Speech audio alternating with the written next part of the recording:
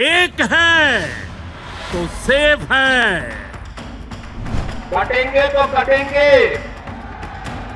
एक रहेंगे तो नेक रहेंगे। तो बटेंगे ही तो कटेंगे कहने वालों, जरा ये भी बता दो क्यों काटा महाराष्ट्र के युवाओं का रोजगार और बांट दिया गुजरात को? क्यों काटा किसानों की कर्ज माफी का हक और बांट दिया चुनिंदा पूंजीपतियों को? बांग्लादेश में देख रहे हो ना, तो वो गलतियां यहां नहीं होनी चाहिए। कटेंगे तो कटेंगे, एक रहेंगे तो नेक रहेंगे। नमस्कार, आदाब, सत श्री अकाल, जय भीम, जोहार। मेरा नाम है नवीन कुमार। नफरत का ये जो नारा उत्तर प्रदेश के मुख्यमंत्री योगी आदित्यनाथ ने प्रेम के ईश्वर श्री कृष्ण के इलाके में उछाला था और जिसे प्रधानमंत्री नरेंद्र मोदी से लेकर नागपुर वाले मोहन भागवत और गिरिराज सिंह से लेकर हिमंता बिस्वा शर्मा तक ने उड़ा लिया, वो भाजपा के लिए बोझ बन गया है। क्योंकि इससे भाजपा के बड़े बड़े नेताओं की क्षुद्रताएं जो हैं वो बेनकाब हो गई, उनके नकाब कुछ और उतर गए। एक है तो सेफ है। ये देश के प्रधानमंत्री हैं, कपड़ों से लोगों की पहचान कर लेने वाले एक्सरे मशीन। लेकिन जब भाजपा के बड़े बड़े नेता अपनी वैचारिक क्षुद्रताओं और व्यावहारिक दरिद्रताओं को ही अपनी राजनीति का पैमाना बनाने लगे तो विपक्ष ने इसका काट ढूंढना शुरू किया। अब समाजवादी पार्टी ने बटेंगे तो कटेंगे नारे के जवाब में उत्तर प्रदेश में पोस्टर जंग छेड़ दी है। पार्टी ने एक नया नारा उछाला है, जुड़ेंगे तो जीतेंगे। आपको पता ही होगा, उत्तर प्रदेश की 9 विधानसभा सीटों पर उपचुनाव हो रहे हैं। 13 नवंबर को वोटिंग है। इससे पहले लखनऊ की सड़कों पर जुड़ेंगे तो जीतेंगे के पोस्टर चमकते नजर आ रहे हैं। इस नारे को भारतीय जनता पार्टी के बटेंगे तो कटेंगे के जवाब के तौर पर देखा जा रहा है। सीएम योगी आदित्यनाथ ने पिछले दिनों आगरा की जनसभा में यह नारा दिया था। इसके बाद से लगातार इस पर चर्चा तेज हुई है। दिवाली के मौके पर प्रधानमंत्री नरेंद्र मोदी ने गुजरात में आयोजित जनसभा के दौरान नया नारा दिया। उन्होंने कहा कि एक है तो सेफ है। इसे बटेंगे तो कटेंगे के विस्तार के तौर पर ही देखा जा रहा है और इसकी वजह जानना चाहेंगे। मित्रों, मुझे परमात्मा ने जब बनाया तो उसके जो आईटी प्रोफेशनल्स थे उन्होंने ऐसा सॉफ्टवेयर डाला है कि मैं छोटा सोच ही नहीं सकता। वो चाहे नफरत फैलाने का मामला हो या धन्ना सेठों का कर्जा माफ करने का, वो चाहे किसानों पर कहर बरसाने का मामला हो या नौजवानों की कमर तोड़ने का, वो चाहे संवैधानिक संस्थाओं को कठपुतली बनाने का मामला हो या फिर मंत्रियों और मुख्यमंत्रियों को अपनी उंगलियों पर नचाने का। और मजाक सुनना चाहेंगे? हम सब सरदार साहब को, उनके विचारों को जीने वाले लोग हैं। वो सरदार पटेल ही थे जिन्होंने स्वतंत्र भारत के पहले आतंकवादी नाथूराम गोडसे के हाथों बापू की हत्या के बाद गृह मंत्री के तौर पर राष्ट्रीय स्वयंसेवक संघ पर प्रतिबंध लगा दिया था। अब मोदी बटेंगे तो कटेंगे के विस्तार, एक है तो सेफ है कि विभाजक सोच को भी सरदार पटेल के नाम पर बेच रहे हैं। लेकिन उत्तर प्रदेश से लेकर महाराष्ट्र तक इस सोच और सियासत के परखच्चे उड़ने शुरू हो गए, क्योंकि उत्तर प्रदेश में 9 सीटों पर 13 नवंबर को होने जा रही वोटिंग से पहले राज्य में इस नारे को लेकर राजनीति गर्म हो चुकी है। भारतीय जनता पार्टी और समाजवादी पार्टी दोनों लगातार इन सभी सीटों पर बढ़त बनाने की कोशिश में, क्योंकि पहले इनमें से 5 सीटें भाजपा के पास थी और 4 सीटें थीं समाजवादी पार्टी के पास।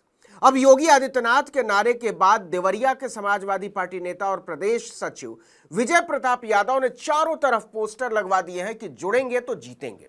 आपको पता ही है, उत्तर प्रदेश में समाजवादी पार्टी के मुखिया अखिलेश यादव पीडीए के जरिए अपनी राजनीति को आगे बढ़ाने की कोशिश कर रहे हैं। पीडीए का मतलब पिछड़ा, दलित और अल्पसंख्यक।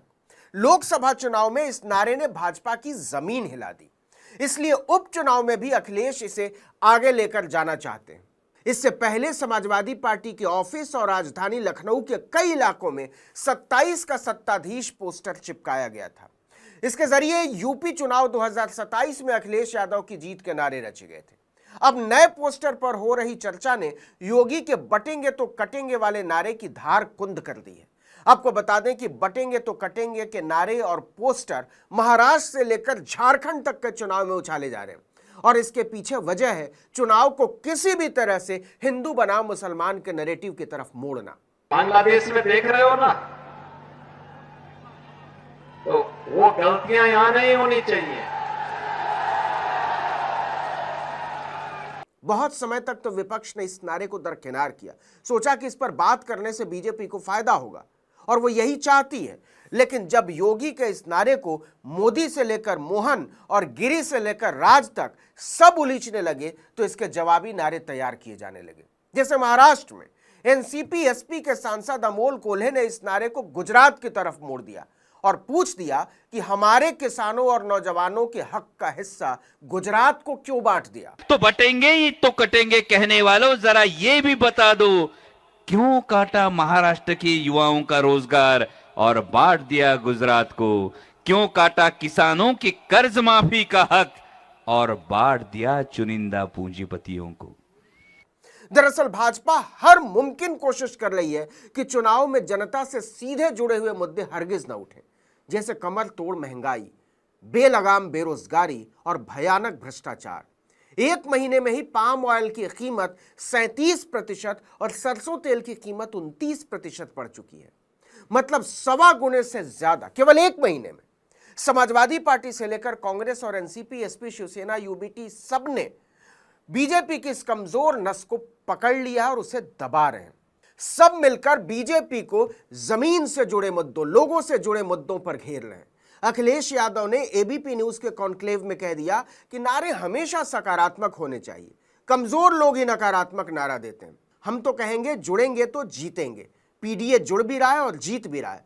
उत्तर प्रदेश के मुख्यमंत्री जी को अपने सलाहकार बदल देने चाहिए। दिवाली के मौके पर तो सपा अध्यक्ष अखिलेश यादव ने खुद कहा कि भाजपा की जन विरोधी नीतियों के चलते त्योहारों के रंग फीके हो गए।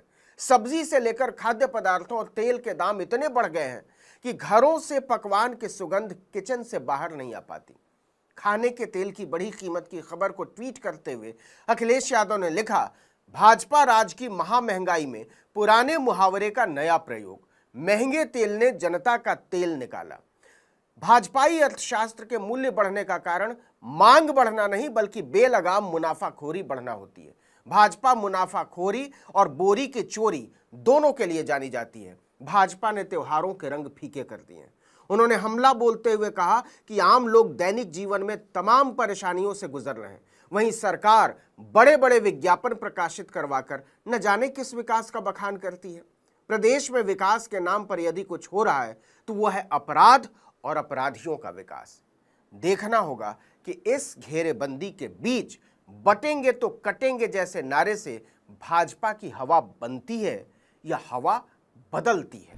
इस वीडियो में इतना ही, लेकिन अगर आपने आर्टिकल 19 इंडिया को अब तक सब्सक्राइब नहीं किया तो फौरन कर लीजिए, बेल आइकॉन दबाइए, घंटी जैसी आकृति लाइक कीजिए और कमेंट करके बताइए हमारा वीडियो आपको कैसा लगा। हमारा ट्विटर हैंडल है article19_India और मेरा ट्विटर हैंडल है नवीन जर्नलिस्ट। नमस्कार।